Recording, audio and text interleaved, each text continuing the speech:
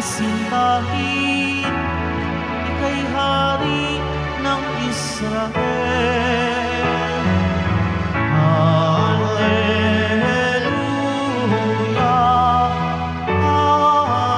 Hallelujah,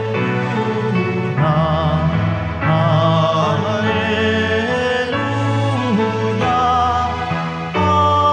Hallelujah.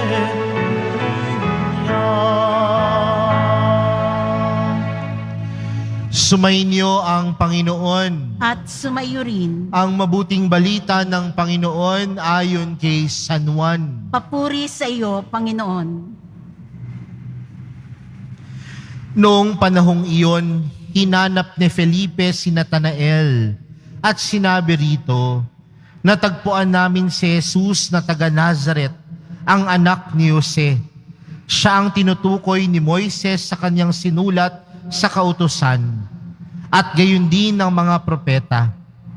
May magmumula bang mabuti sa Nazaret? Tanong ni Natanael.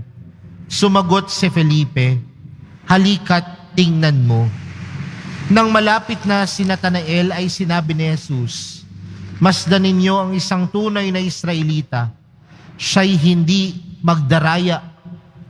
Tinanong siya ni Natanael, paano ninyo ako nakilala? Sumagot si Jesus, bago ka patawagin ni Felipe, nakita na kita nang ikaw ay nasa ilalim ng puno ng igos. Rabay, kayo po ang anak ng Diyos, kayo ang hari ng Israel, wika ni Natanael. Sinabi ni Jesus, nananampalataya ka ba dahil sa sinabi ko sa iyong nakita kita sa ilalim ng puno ng igos? Makakakita ka ng mga bagay na higit kaysa rito. At sinabi niya sa lahat, tandaan ninyo, makikita ninyong bukas ang langit at ang mga anghel ng Diyos ay manikmanaog sa kinaroroonan ng anak ng tao. Mga kapatid, ang mabuting balita ng Panginoon. Pinupuri ka namin, Panginoong Hesukristo. Maupo muna po ang lahat. Magandang umaga po sa inyong lahat. Isa po na responsibilidad natin bilang mga Kristiyano at Katoliko ay makilala ang Diyos. Dapat sa buhay natin, kasama ng buhay natin, merong mga pagkakataon na dapat tayo ay nag-aaral patungkol sa Diyos. Dahil hindi lamang sapat na nandoon yung ating buhay panalangin, bagkos kasama ng buhay panalangin natin ay makilala ng lubusan ang Diyos na meron tayo. Kaya nga po sa loob ng simbahan, hindi lamang po puro pagdarasal. Meron din mga formation na nagpapatungkol upang pag-aralan ang salita ng Diyos. Dahil responsibilidad natin na tunay na kilalanin ang Diyos. Pero minsan may mga tao din po, mga kapatid, na sobra naman ng pagkakilala nila sa Diyos. May mga taong hindi na nananalangin, pero sobra naman ng pagkakilala sa Diyos. Sobrang bihasa patungkol sa Diyos. Sobrang bihasa sa teolohiya. Pero mga kapatid, ipinapaalala sa atin sa araw na ito, sa kabistahan ni San Bartolome, na bukod sa pagkilala natin sa Diyos, dapat ipaalala din natin sa ating sarili na kilala din tayo ng Diyos. Importante, mahalaga, na kilala natin ang Diyos, pero wag nating kakalimutan na kilala din tayo ng Diyos. At kung tayo ay kilala ng Diyos, ibig sabihin, alam ng Diyos ang pagkatao natin. Alam ng Diyos ang laman ng puso natin.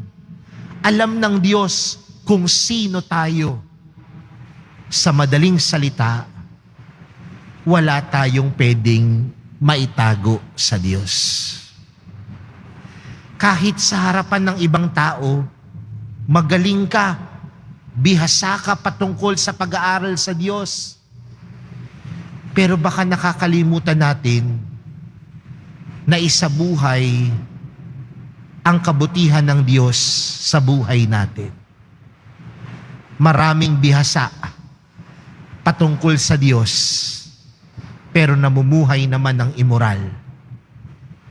Maraming mga tao na kilala ang Diyos, magaling sa pag-aaral patungkol sa Diyos, pero hindi naman marunong makipagkapwa-tao.